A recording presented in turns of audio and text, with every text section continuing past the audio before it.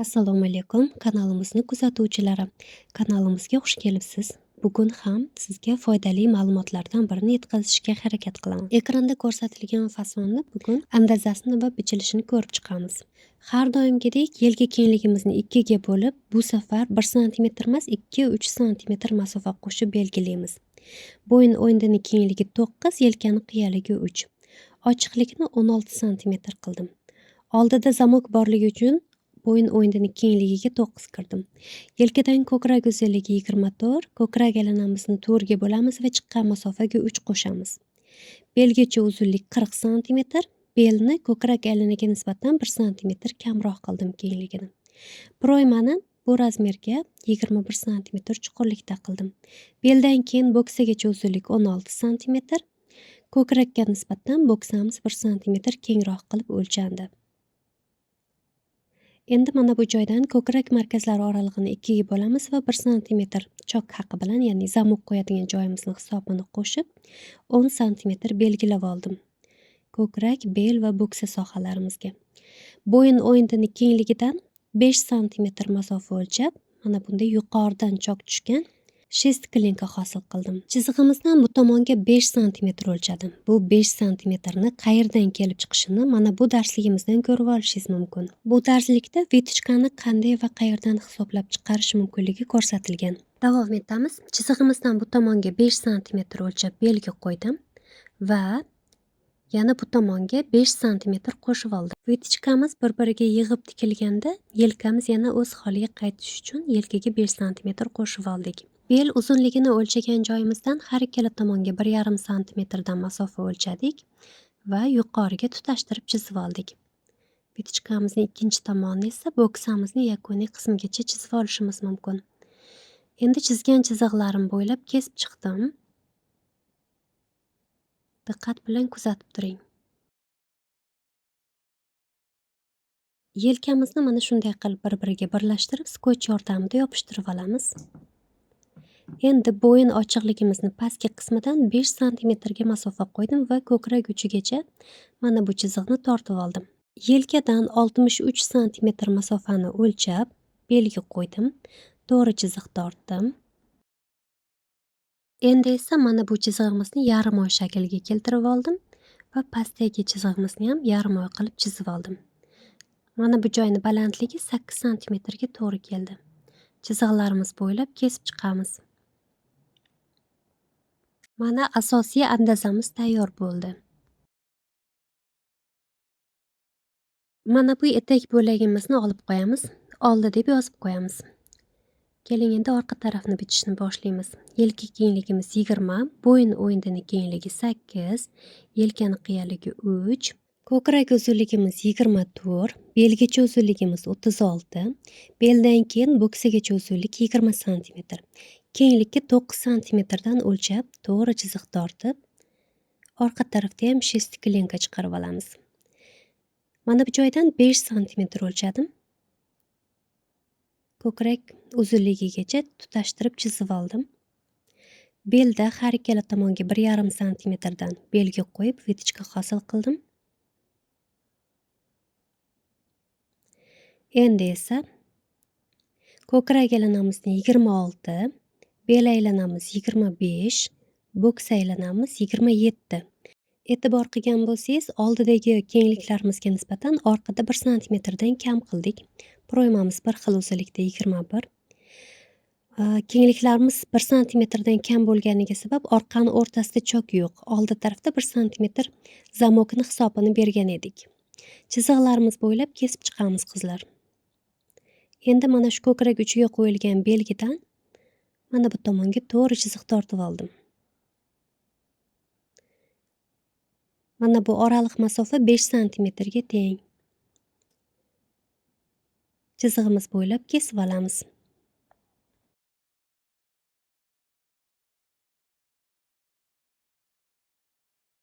Orqa tarafimizni modellashtirib tayyor qilib oldik. Endi orqa tarafga mana bunday yarim oy shakl chiqarish uchun mana bunday qilib oldi tarafdagi bo'lagimizni olib, proymalarini teng qilib qo'yamiz va mana bu yarim oy shaklni orqaga ham bostirib chizib olamiz. Chizig'imiz bo'ylab kesib chiqamiz. Shu kesilgan bo'lak, ya'ni pastdagi bo'lagimizni saqlab qo'yishimiz kerak qizlar, etak bechayotganda kerak bo'ladi. Endi tayyor andazamizdan foydalanib ikkiga buklangan materialimizni ustiga mana shu holatda qo'yib olamiz va andazamizni chekkalari bo'ylab bostirib chizib olamiz. Faqat mana shu yarim oy chiqarilgan tarafiga 1 santimetrdan chok haqi berib chizib chiqishingiz kerak. Beliga belgi qo'yib olamiz tikishda qiynalmasligi uchun. Mana bu joyga 1 santimetrdan chok haqi berdim. Endi mana bu bo'lagimizni joylashtirib olamiz. Buni ham to belgacha bo'lagigacha bostirib chizib olamiz. Umumiy uzunlikni o'lchab qo'yishingiz mumkin. Sizga qancha uzunlikda kerak bo'lsa, o'shancha uzunlikda qilishingiz mumkin. Men 116 santimetr uzunlikni belgiladim. Butun materialimni eni bo'ylab chizib oldim. Va mana bu bo'lagimizning kengligini 16 santimetr qildim. Qarang. Mana bu beldan boshlab bostirib chizishni boshladim. Mana shu joydan 1 santimetrdan chok haqi berdim chekkasiga. Va mana shu chok haqi berilgan chiziqdan boshlab to 16 gacha to'g'ri chiziq tortib oldim. Endi kesib chiqamiz. Kesilganda yana ham yaxshiroq ko'rinishi mumkin. Diqqat bilan kuzatib turing.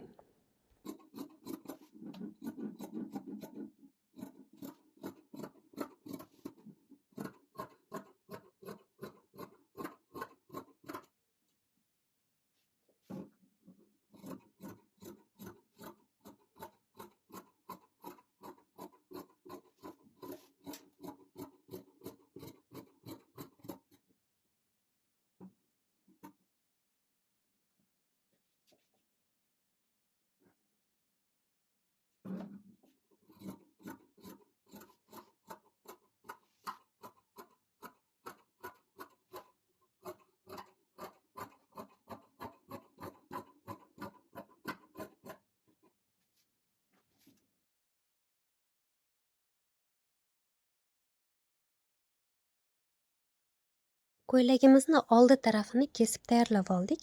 Tasavvur hosil qilishingiz uchun birlashtirib ko'rsatdim. Mana bu bo'lagimiz bizda 67 santimetrga teng bo'ldi. Navbatdagi ishimiz ko'ylagimizni orqa tarafini bichishga. Materialimizni buklangan tarafidan o'rtadagi bo'lagimizni bostirib belgacha chizib oldik. Etek qismining kengligini 16 qildik. 1 santimetrdan chok haqi berdik. Ana shu 1 santimetr chok haqi berilgan joydan boshlab 16 ga to'g'ri chiziq tortib oldik.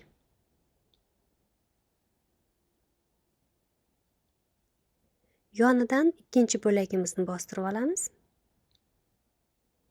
Bu bo'lagimizni ham chekkasiga aylantirib 1 santimetrdan chok haqi berib chiqamiz.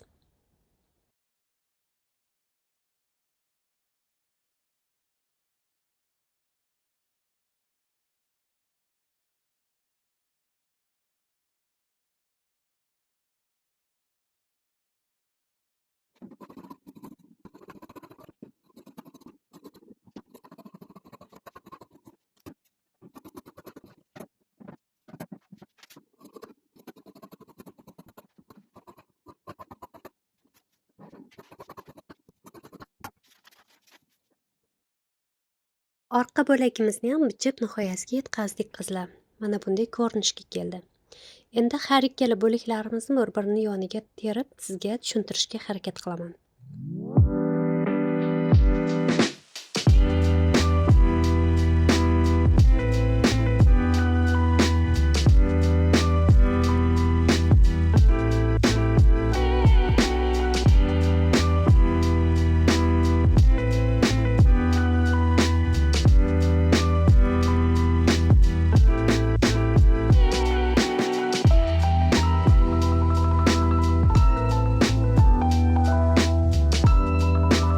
Keling endi tikilish jarayonini birgalikda kuzatamiz. Eng muhim sirlardan biri mana shu joyga mana shunday lentichka yopishtirib chiqishimiz kerak. Shtobi qo'ygan bezaklarimiz akkuratni, chiroyli, choklar tortishmasdan, marshin tushmasdan chiroyli ko'rinish uchun.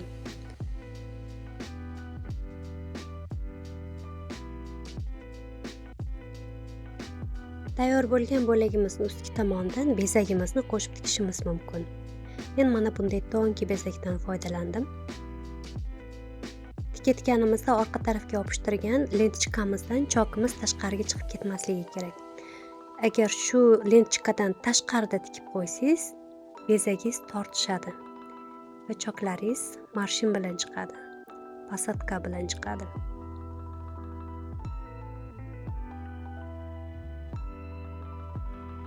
Qizlar xuddi ko'rsatganimdek qilib ko'ylagimni orqa tarafiga ham, oldi tarafiga ham mana bu bezak qo'yilgan joylarga ichkari tomonidan, ya'ni teskari tomonidan lentichka yopishtirib chiqdim va ustidan mana bezaklarimizni tikib chiqdim. Ko'ylagimizni tikilish jarayonini qolgan qismini Telegram kanalimiz yoki gruppamiz orqali tomosha qilishingiz mumkin. Telegram gruppamiz va kanalimizning silkasini mana shu videorolikning описаниесida qoldiraman. Men esa kelasi videoroliklarda siz bilan g'oyibona ko'rishgungacha xayrlashaman. Allohga omonat bo'ling, o'zingizni ehtiyot qiling. Telegram gruppa va kanalimizga обязательно obuna bo'ling. Ramazon oyi ichi aksiya bilan sotilayotgan onlayn kurslarimizdan foydalaning, sotib olishga harakat qiling. Bunaqa chiroyli fasonlarni kanalimizda ko'p ko'rishni xohlasangiz, like bilan bizni qo'llab-quvvatlang.